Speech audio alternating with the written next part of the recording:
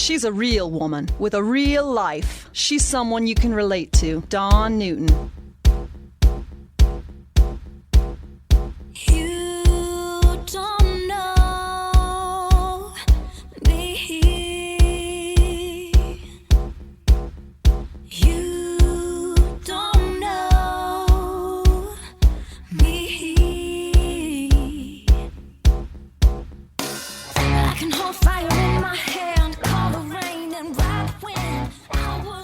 Welcome to the Dawn Newton Podcast. I'm your host, Dawn Newton. Well, the holidays are here. The shopping, decorating, parties, cleaning, cooking, the people, family, in-laws, outlaws, all of them. And as with all holidays, but especially during the Christmas time, there's the emotions and the stress. Holidays have a way of putting a spotlight on those things, those life things, work, finances, family stress. Maybe this is the first holiday without a loved one due to their passing. Maybe you're struggling with your own health issues, which can create an additional financial burden. And all the while, we're trying to meet the demands we put on ourselves during the holidays. We want to have the right food, the right gifts, the right decorations, all the right things. And it can be so incredibly overwhelming. I'll tell you, I've been through all this, the financial, the work, health, family, all of it. Sometimes multiple things going on at one time. My father passed away 25 years ago in early December. He passed on December 2nd. So I know firsthand that first Christmas missing a loved one and all the emotions that come with it. Quite honestly, I spent a good chunk of Christmas Day at the cemetery. So I really do get it. Holidays can be rough. They can be really difficult. So how do we not lose ourselves while we're rushing to meet the demands and expectations we put on ourselves? How can we stay present and intentional? Which is what today's podcast is about. Staying present, being self-aware, taking care of self. There are those things that we can do that will provide stress relief. We all know the benefits of exercise.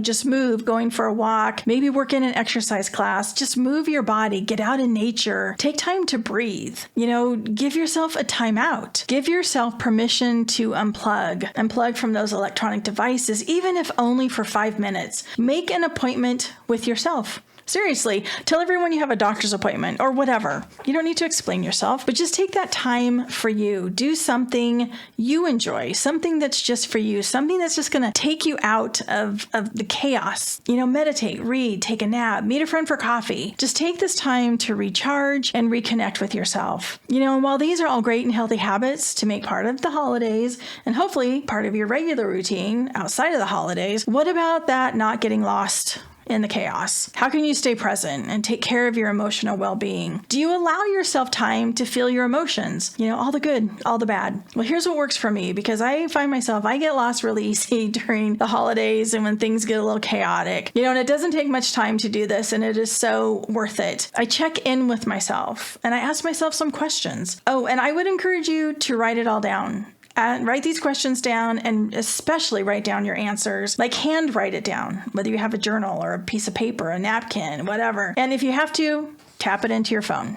I asked myself, how am I feeling going into the holiday season? Am I worried? Am I sad? Am I anxious? Really break it down. How am I feeling heading into the holidays? If you're worried, what's the worry about? Is it finances? Is it family, health? Is it just the holidays all by themselves? What can I do to help ease or eliminate my worry? Really take yourself on. Really tap into those feelings, your emotions. This is about you. It's not about anybody else. You don't have to share it with anyone. What can you do to help you? Then ask yourself, how do I want to feel during the holiday season?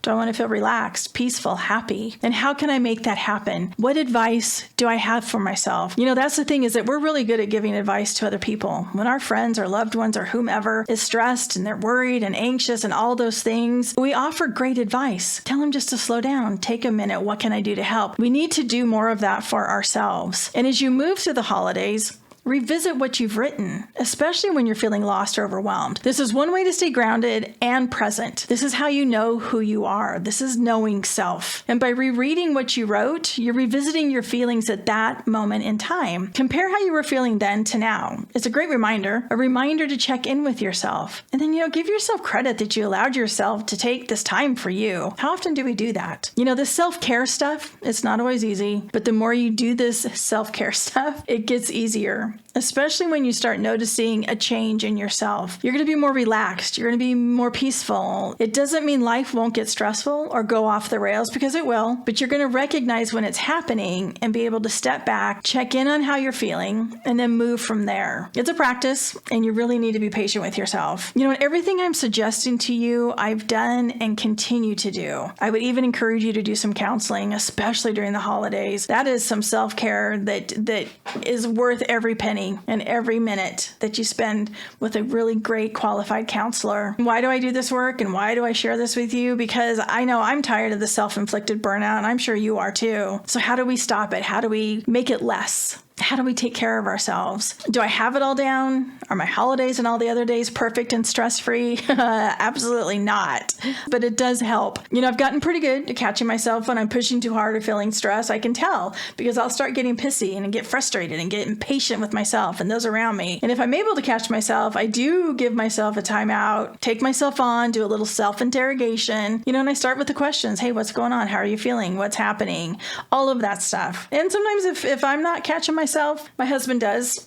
And he'll be like, what's going on with you? Because wow, you just bit my head off. And I appreciate that. I appreciate that little intervention that he provides me. You know, this podcast, what I'm sharing with you, this is as much for myself as well as for you. I need the reminders too. And this checking in with yourself, it's not just for the holidays, it's for any time life is getting overwhelming, when it feels like it's spinning out of control, and even when life is going smooth.